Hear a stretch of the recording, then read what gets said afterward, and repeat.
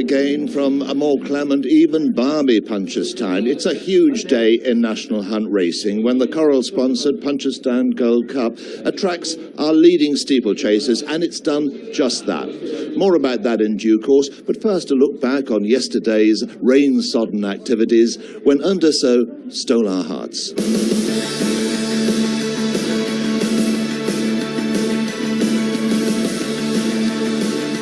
It is Classical Dream who's out in front clear. It's unbelievable. I was so lucky to have had him, and he's just brilliant. I just love him. Classical Dream got the Cheltenham Festival off to a good start. It's going to get Willie Mullins and Ruby Walsh off to a flyer here in the opener.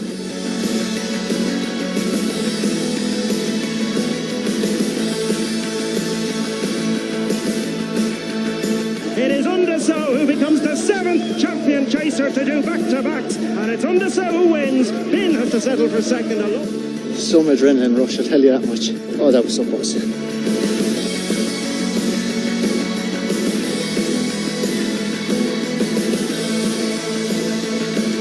Delta work and Davy Russell over the last and no problems there, and he's absolutely winning. He's down up towards the line. Delta work is the champion 3-mile novice of the season.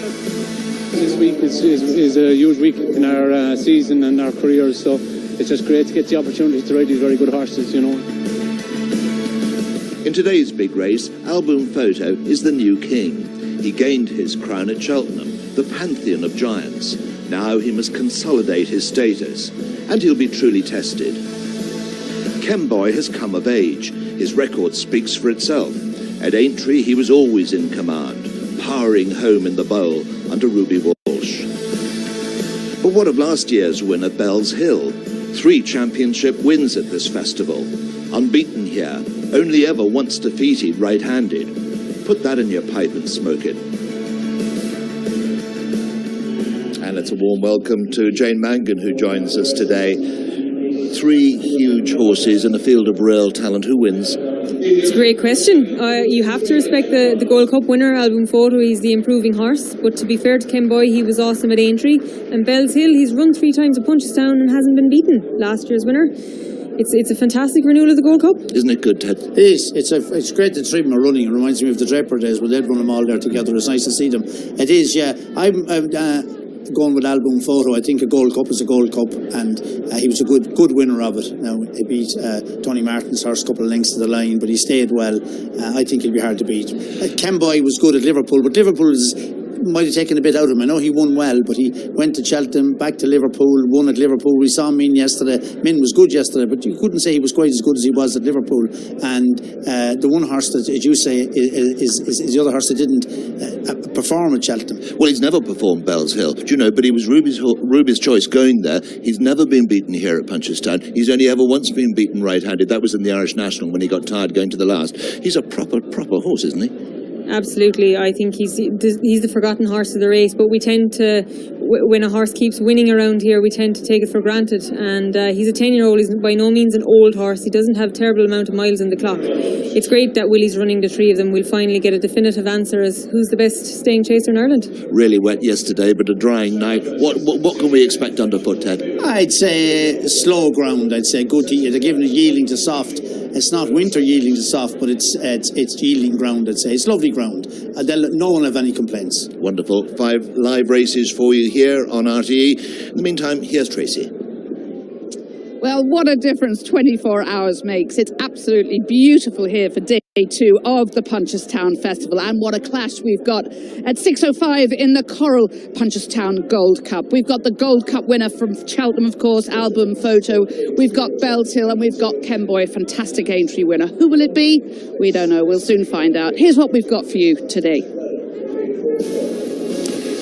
Our first race is shortly at 4:55. It's the Louis Fitzgerald Hotel Hurdle over 2.5 miles. And then we have a Grade 1 at 5:30, the Irish Daily Mirror Novice Hurdle over 3 miles. At 6:05, it's a Grade 1 Coral Punchestown Gold Cup. What a race that's going to be, over just over 3 miles. And at 6:40, another Grade 1. It's the Racing Post App Champion National Hunt Flat Rate for the Conningham Cup, over just over 2 miles. And then we sign off at 7:10 with the Guinness Handicap Chase, and that's over 2.5 miles.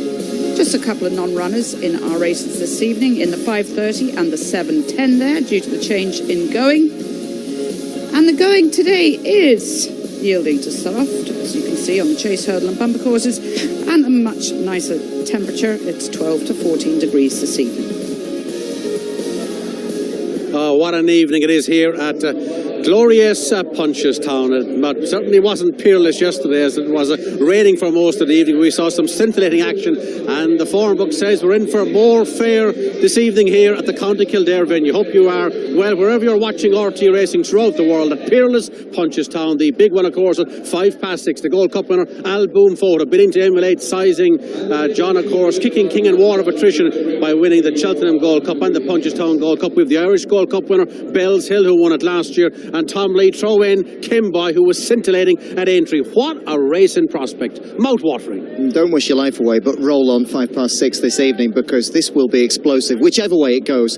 Top rated in the field is Al Boom Photo, rightly so, because as Ted said at the front of the programme, there's only one Cheltenham Gold Cup, and he won it on merit. But of course, lying in wait, Willie Mullins, 2 more stablemates. He's won it 4 times down the years, WP Mullins. Most recently, of course, with Bells Hill, the forgotten horse, deserted by Ruby Walsh, and yet that was his Cheltenham mount, and he went off single figures, only 9 to 1, and an excellent fluent winner at Leopardstown, live on RTE back in February. The meat in the sandwich is Kimboy, brilliant at Christmas time at Leopardstown, outstanding last month at Aintree. Something has to give. The handicap has just a scattering, a handful of pounds between them. 3 outstanding horses, 16 to 1 bar 3.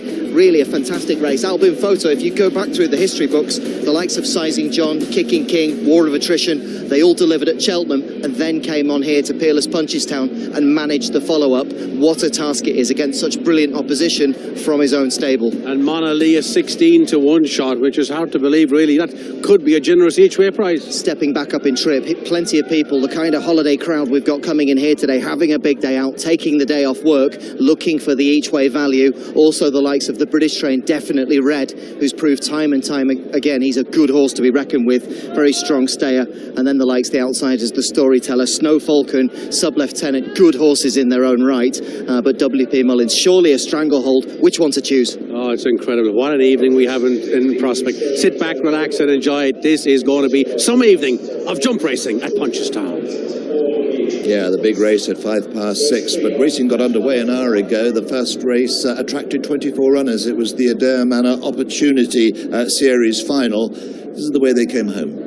Into the straight, 1 flight to jump in the Adair Manor Opportunity Series final handicap hurdle. Kilbarry, Lily, Fallac in the centre. Conron is on the outside, makes almost 3 in line. Then comes Music and Slave as they race for the final flight. Conron on the outside of Fallac and Kilbarry, Lily. Not out of it is Music and Slave, staying on his Bay Hill. They're inside the final furlong, and it is Music and Slave on the outside, bearing down on Conron, and in the colours of the sponsor, it is Music and Slave as the visitors get a look in. Conron second, Bay Hill third, 1-2 for 1-3 for JP McManus, and then Fallac and Kilbarry Lily. Oh, what a win. And John G. O'Neill, John Joe's son, doing the business here on the 7 to 1 co-favourite of 3. Conrad finishes second, and JP's run at Bay Hill finishes third for good measure. JP, the sponsor, owner of Adair Manor. What a series it's been, and what a good win as well. Philip Hobbs, the winning trainer, and that's the first of the British wins so far, at any rate, at this meeting. Now, the second race, this was an interesting race. This was the Connolly's Red Mills Irish EBF Auction Hurdle Series final. All 13 went to post. 0-10 was your favourite. Round the final bend with 1 to jump in the Connolly's Red Mills Irish EBF Auction Hurdle Series final. 0-10 has come between horses to take up the lead from Presented Well. Wakening on the rail is Voix de Tiev, staying on is the Big Dog, and then Chevy Artist as they come to the final flight. 0-10 is the leader, has lengthened away from Presented Well, and then the Big Dog. Chevy Artist is next with Voix de Tiev. 100 yards left to go, and driven out by David Mullins for his first cousin Emmett. 0-10 is back in keeping with 3 previous wins. Second is the Big Dog. Third is Presented Well. Fourth, Chevy Artist. And they moved away from the long-time leader, Voix de Tiev. a nice win for another team, Mullins, trained by Emmett and ridden by David, 0-10. The 5-4 favourite, a winner quite some way out, beats the big dog and presented well. Jane, he won that before he turned in, hadn't he? He was very good, but the big dog, the horse that finished second, got impeded at the second last, didn't really help his chance. And when that was happening, David Mullins was setting sail for home. And in here, you have 2 furlongs here in the home straight. The last 100 yards is downhill. He was gone. Davy Russell couldn't make up the deficit, but take nothing away from the winner. He was decisive on the line. Ted, you like the runner-up as well, don't you? Yeah, I like the way the runner-up came home. He did one in Gordon when we did Tayesta's day. He's an improving horse. The winner's a smart horse, but as Jane said, track suited him well. The big horse, I'd say around Navan now, would be a different kettle of fish. And I was very impressed with John Judge Youngman in the first as well too. I've watched him ride there during the year. I think he's a ship off the old block. You'll hear plenty of him over the next 5 or 6 years. Well, we've got a break to take. We've got a lot coming up. Stay with us.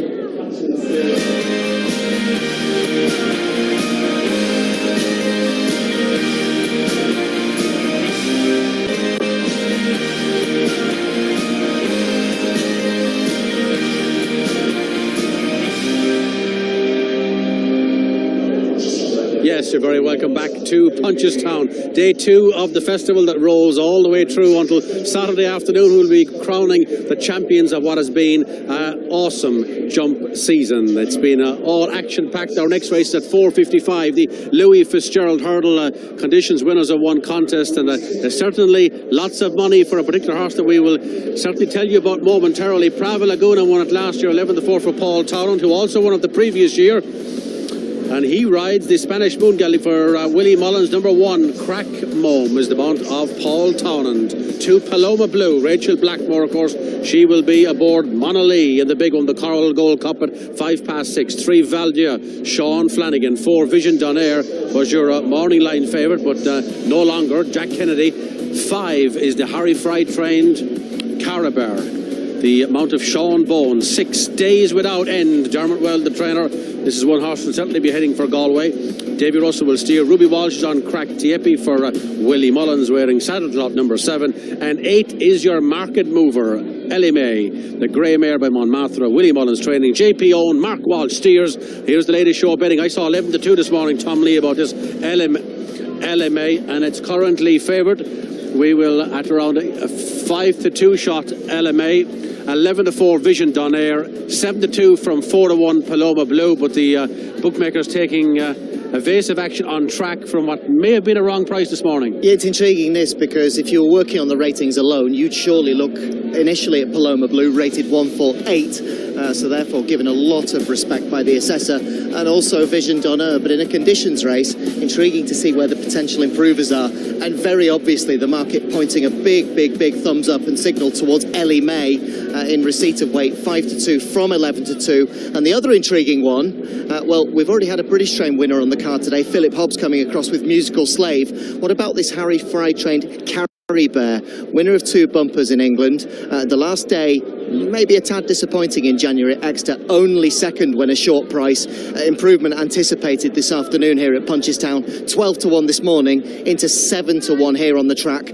Paloma Blue, relatively weak and easy to back at the price, 7-2 presently. Oh, interesting race, isn't it? Willie has a couple in the race that haven't run for 2 seasons, do you know? I mean, we're going to have a look at the first one here. This is Crack Mern. Now, he hasn't run since the Supreme Hurdle, the Supreme Novices at Cheltenham 2 years ago. Didn't cut in the ice that day behind LeBake, but he'd won before that at Clonmel in December, and he wears a hood and a tongue tie for the first time. Only had the 3 runs over hurdles.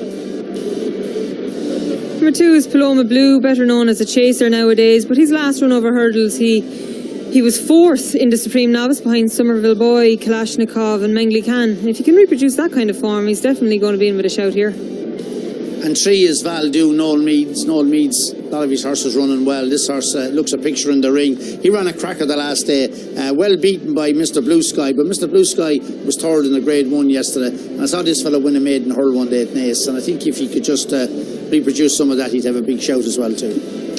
Vision Donaire, number 4, is interesting, trained by Gordon Elliott. Now, it all happened a bit quick for him at Cheltenham behind Classical Dream, but he finished only half a dozen lengths behind Classical Dream when they met at Leopardstown. He was a very easy winner of his maiden hurdle here earlier in the season, back in January. 11 to 4. Carrie Bear is an English raider for Harry Fry. He's one of 2 horses in here that remains a maiden over hurdles. He won a valuable sales bumper at Newbury last year, and on his hurdles debut this year he was second, beaten 8 lengths. Here's Harry. Harry Fry saddles Carrie Bear in the Louis Fitzgerald hurdle. Harry, this has been a successful place. You've had many pleasant trips here before. Yeah, it's been a happy hunting ground, so we brought another lorry load over this year, and hopefully we can come away with a nice result or two. And I suppose, you know what I mean, Harry would have been the highlight of those previous trips. Oh, absolutely, yeah, 2 years ago. Tomorrow, yeah, winning the Stayers hurdle, and then following up with Manila Awards in the very next race. It's probably as good a day as we had in racing, to tell you the truth. So he's back for more tomorrow. Not quite the force of old, but he's still an 11-year-old. He'll give a good account of himself. But today, hopefully, Carrie Bear can run a good, solid race. And on the face of it, he looks like he has plenty to find. But we've deliberately sort of targeted him at this race. Things weren't quite happening for him earlier on in the year, and we said we'd just leave him off and come here, fresh horse. And that's what's worked well for us in the past. So hopefully he can go well today. He's only had the 1 run over hurdles, albeit a very good run. But do you think that experience might hinder him? No, I mean, obviously. So yeah, he's only got the 1 run, so he's lacking with some of them. But he's a good jumper, touch wood, and he was a good bumper horse. So we're hopeful of his chances for sure. Thank you very much, and best of luck today and for the rest of the week. Cheers, thank you. 6 is Days Without End. Dermot Wells runner, Davy Russell on board. This one is a 16 to 1 shot. Obviously, no great support from the yard anyway. He's a horse. Probably, as Brian Gleeson said, Dermot will have his eye on for something else start of the season next week. Probably give him a miss today and keep an eye on him. We have a couple of mares in the field, and this is one of them. This is Crack Teepee. Now, she's been off since November 2016. She's had her problems, as they say. She's a 14 to 1 shot here, but the very fact that she's stayed with Willie all through this, well, that suggests that she's got ability, and certainly when she did last run, she showed it. She was a good winner in November of a couple of years ago. She'd won in France as well. She's got ability, clear about that. And here's our favourite Elimay. When we last saw her, she was well beaten behind Roxana and was going to be Benedijo in the David Nicholson at Cheltenham. But if you go back to her second last run at Leopardstown, she was just off Good Time Tara, and that was a very good run. If she can reproduce that here, she'll go very close. And we can hear from Noel Meade next. Robert, yes, always good to catch up with Noel here. He's got Valdieu, who was third last time at Ferryhouse. Lost his way a little bit, this horse. Yeah, I'm fully convinced he wants really soft ground, but he hasn't really got it all year. We've thought the world of him early on, and I suppose, to be honest, he's been a bit disappointing. But a lot of it could be to do with the ground, because he definitely wants easy ground. But this will almost certainly be his last race over hurdles. He'll come back next season and he'll be jumping fences, and hopefully he'll make a name for himself doing that. And Snow Falcon later on, the big one in the Gold Cup, and you were saying, he'd really need that run at Ferryhouse. Will he have come on a good bit from that? Well, you need to come on a lot when you get into this race. Look, it's a serious race. Willie's 3 alone are very, very good. It's nice to have a runner in it, and hopefully he will come on. He's in good shape. Obviously, you don't do an awful lot from one week to the next, so you just hope that he has that, or did bring him on a lot. But even bringing him on a lot is going to be very hard to get involved in this. It's going to be a great race. Best of luck in both, anyway. Thank you very much. Thanks, Noel. Thank you. Yeah, the 8 runners on the way down to the 2.5 mile start for this Louis Fitzgerald Hotel hurdle. Always a good race and a good winner. Some interesting runners here. Interesting what Noel said about Valdieu. I loved the way he won his maiden at Naas. There was 1 or 2 horses that underperformed that day, but I can't help believing that he's got something to show us, and Noel suggests that over fences next season, that's when it'll be. Vision d'Honneur. This is a horse with a good step to him, Jane.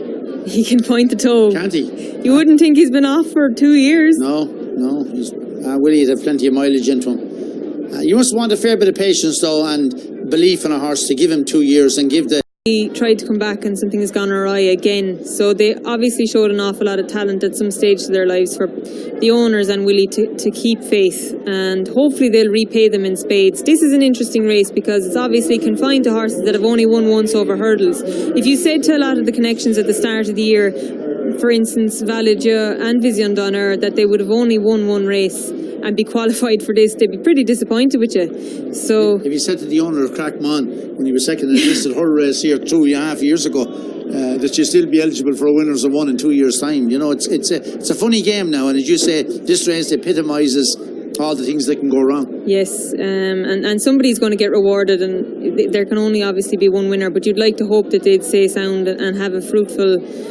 campaign after this race, because patience, it's all well and good to talk about it, but it's very frustrating when you experience it. And expensive. And very expensive. Valid point. I do like the mare in here, Elimay. I was very pleased with her in Leopardstown. It was her first run for Willie Mullins. Willie had 4 or 5 in the race. He won it with Good Time Tara, but she'd only come after winning in Auteuil. I think Willie was more learning about her than anything. She was very keen in the hands of Mark Walsh that day. He has to drop her in to get her settled, but hopefully she's learnt a lot, because she's been with Willie now a good bit longer. She's have that run in Cheltenham under her belt as well. It wasn't a fantastic run. She was well beaten on the day, but she's definitely not going to meet the calibre of Roxana here. Hello. Brian, what do you reckon? The money's come for Elimay, and in the last, say, 20 to 30 seconds is positive also for Vision Donner. They would be the two positives on the exchanges, Tom? Well, it's a tale of two mares here, Brian, because whilst Elimay has been forced all the way in, you see there to 5-2 and 9-4 from 11-2 this morning. The other mare in the race is the mount of Ruby Walsh, Crack Tierpi, who hasn't seen the racetrack for 890 days. She was brilliant the last day we saw her, but she might be rusty. The market suggests Big Drifter 8-1 out to 14-1. Some boards even showing 16. So a question mark about her. Hope she can run well as she returns to the track after this huge long absence, Brian. This is not mad about jumping fences.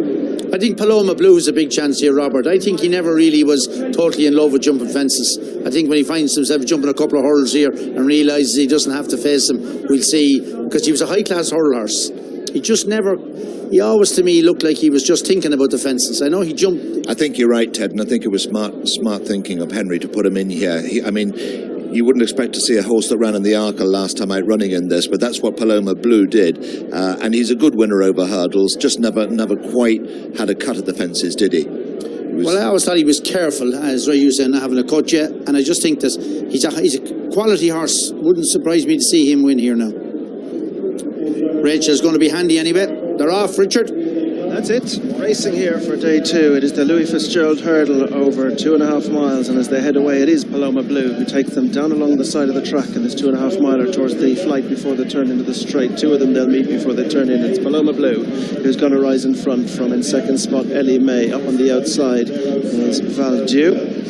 Caribert is in that group too, and behind the leading quartet is Vision Donner, and they're being followed by Crack Mome, who's being followed further back in the field by Days Without End, who makes his hurdling debut here, and Crack Tierpi is the back marker. So now they make their way on the turn into the straight, heading towards flight number 3, and it's Paloma Blue and Rachel Blackmore, 89 winners this season for Rachel, and Paloma Blue was second in the Grade 1 bumper here a couple of years ago behind Fiona, has the class. Elimay is second, Mark Walsh aboard, then towards the outside is Caribert and Sean Bowen, 91 winners last season, Sean Bowen. We saw young John Joe O'Neill ride a winner here earlier on the card. We see Sean Bowen here. I think we're seeing the next generation of the UK's top riders here on show at Punchestown. Towards the wide outside then, in the first Jiggintown Silks is Valadieu and Sean Flanagan.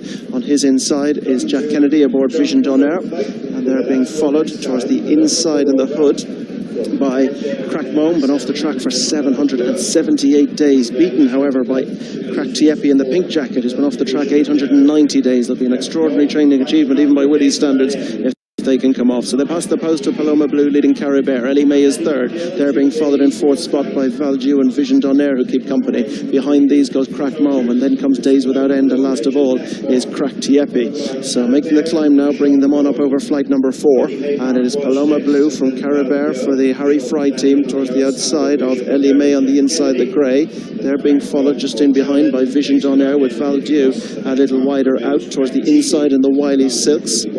That is Crackmo, and they're being followed by the sheepskin noseband of Days Without End, and last of all is Crack-Tiepi. So now they make their way towards flights 5 and 6, bringing them away from the stands, and joining Paloma Blue there on the outside is Carrie Bear. Not foot perfect and losing a half a length in jumping was Valdieu.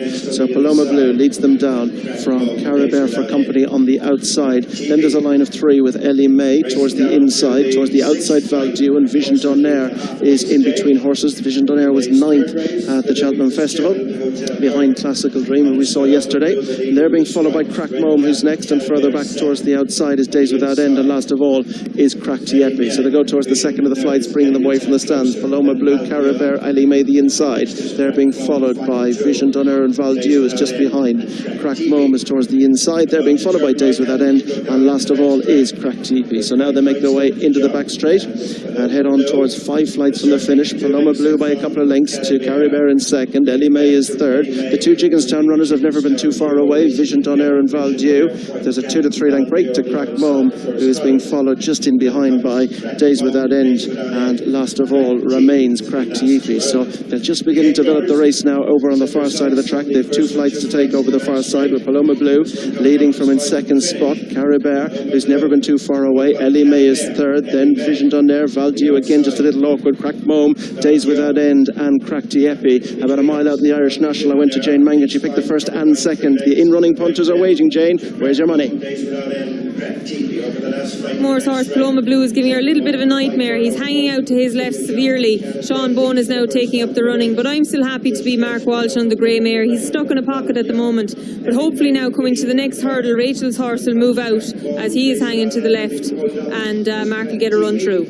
And something's going to miss with Crack-Tiepi, and is being pulled up by Ruby Walsh as they make their way now down along the side of the track and head towards 3 from home. It's Paloma Blue on the inside of Caribert. Right behind them is Valdieu. Elimay tucked in on the inside. Paloma Blue got close to that one, and Elimay slips through and takes the advantage. Vision Donaire came through there as well. They're beginning to bunch up front, but Elimay has gone to the front from on the outside. Vision Donaire. Crackmome comes through on the inside as well, as Caribert and Paloma Blue quickly drop out, and they make their way now. Crackmome paddled through that one, but these 2 have drawn clear towards the inside. It's Elimay. Towards the outside, it's Vision Donaire. Mark Walsh is at work. Jack Kennedy now about to do the same. They've drawn clear from Crackmome. They begin to make their way towards home. Elimay and Vision Donaire have gone a long way clear of Crackmome and Days Without End. They straighten up. It's Elimay on the inside for the McManus Silks. Over on the near side, Vision Donaire for the Jigginstown Silks. Little between them to the last. Elimay's battling away in front, has the advantage from second spot. Vision Donaire. They've gone a long way clear from Days Without End and Crackmome. Final flight coming up, and it's Elimay. She has a little in the tank. Vision Donaire flattens out through it, and he's gone at the last.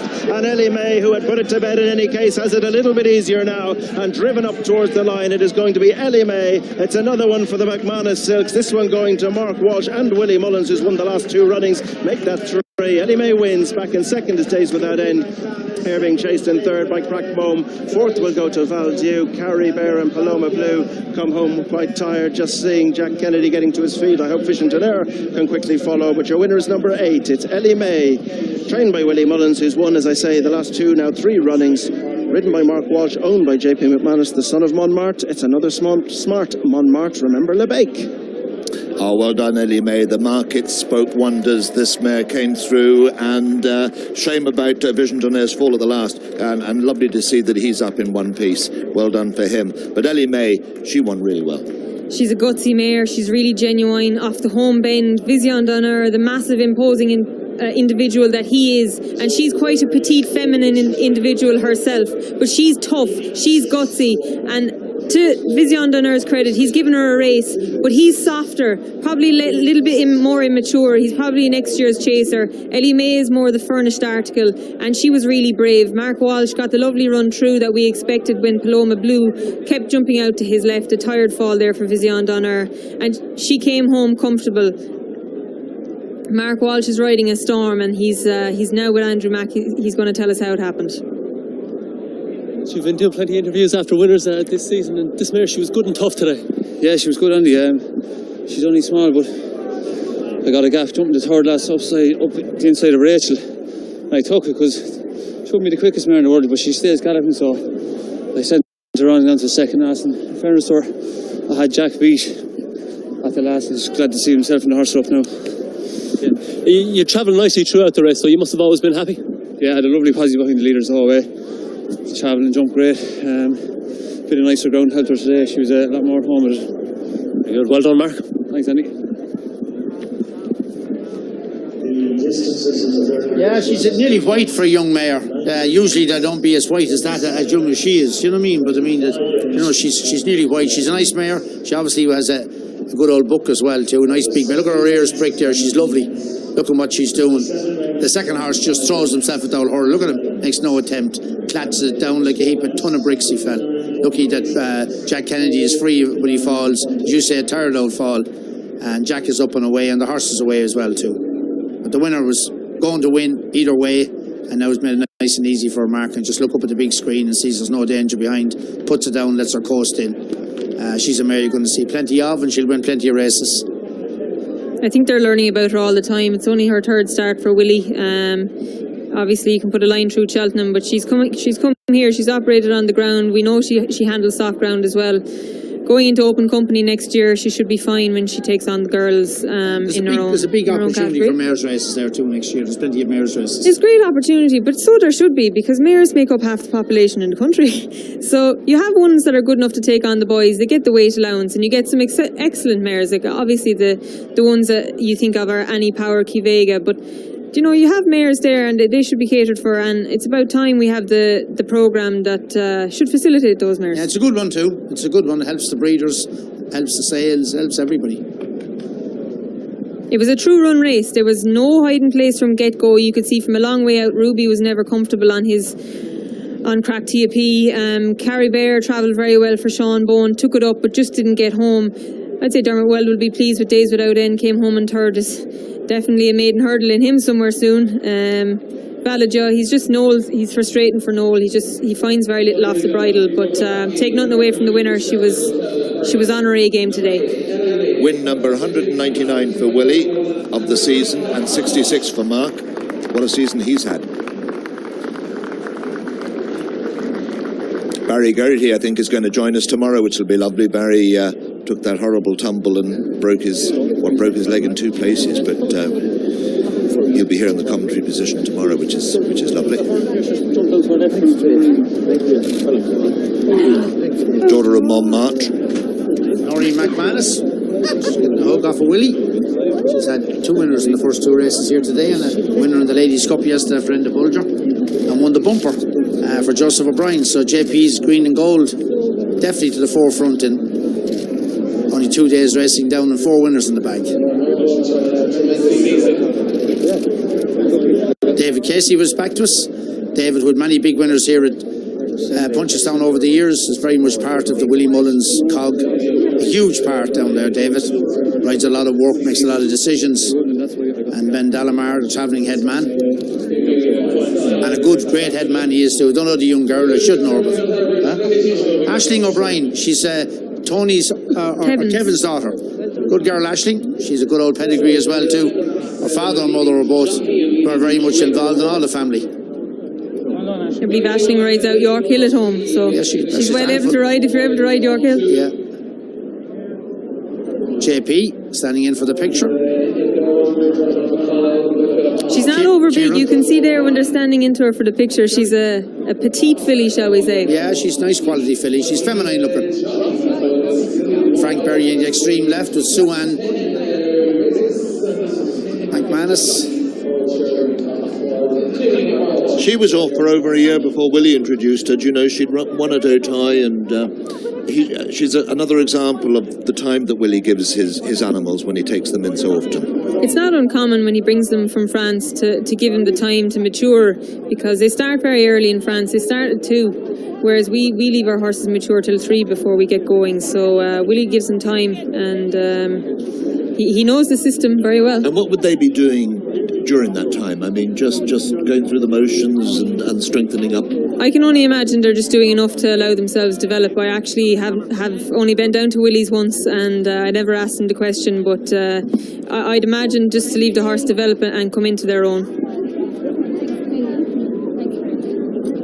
Yeah, all the family there, as I said, Sue-Ann Foley, Sue-Ann McManus there as well, and we have the sponsors there as well. Joe McKenna, going to the left there, great hurler on his day. Big Joe, not a bad golfer either. We can join Tracy now. Yes, here I am with Willie and another winner in the bag for this man beside me, and a nice winner as well. It was dramatic sort of race. A lot of horses finishing very tired. I held my breath when Mark sent her through on the inside because she wouldn't be the fastest filly in the world. You know, she gallops all day, jumps really well, and he just committed her and he said, that's it. You know, if it doesn't work, I don't know where he was going to end up. I'd say halfway through the rails, I'd say. But anyway, he got through. It worked out. It worked out, yeah. And happy, you know, to get that. Charlie Swanwater as a chaser in France, you know, because she's such a good jumper, but she's not the biggest, so we said we'd hold off for a year and maybe go chasing next season with her, but we'll see now after that race what we'll do with her. It's good to get it in the bag, and I'm sure she'll come on a lot from that. Now, because I think a lot of people here today are here because of this fantastic clash now later on in the Gold Cup. Any different thoughts from the ones you had yesterday?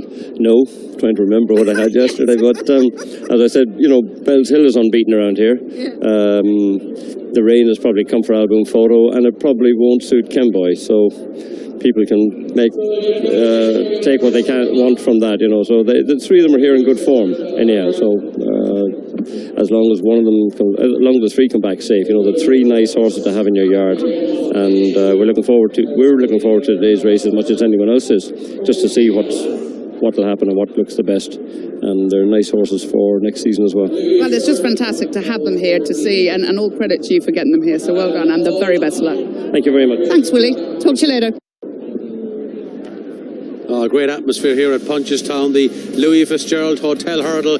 I hope you took the hint. The market spoke in favour of Elimay, the 5-year-old, the grey mare that cost €310,000 at Arcana in November 2017, has won by 17 lengths, 5-2 favourite. There was a little bit 11-2, generally 9-2 and 5-1 this morning.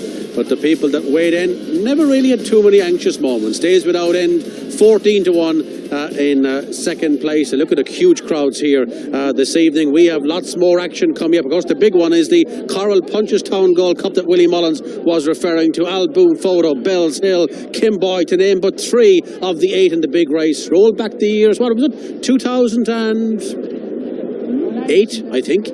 Neptune Calange, Ruby Walsh. Of course, it was 20 years ago that Ruby rode his first Grade 1 winner here, framed by Roger Hurley, and Fergie Sullivan very much involved in that success as well. But this year was 2008, Neptune Calange for Paul Nicholls. Sent off the odds-on shot. It was a case of goodbye starter, hello judge.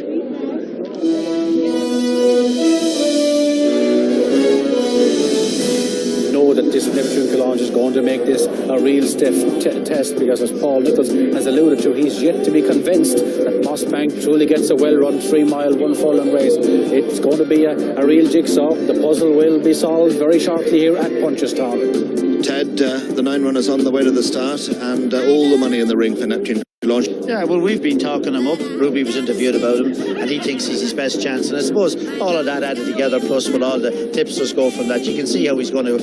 His form stands up as well. Away they go for the Guinness Gold Cup, and it's Neptune Calange, the favourite, the grey. As they race down towards the final fence, Neptune Calange out in front. He's 3 to 4 lengths clear of Snowy Morning, who's well clear of Mossbank.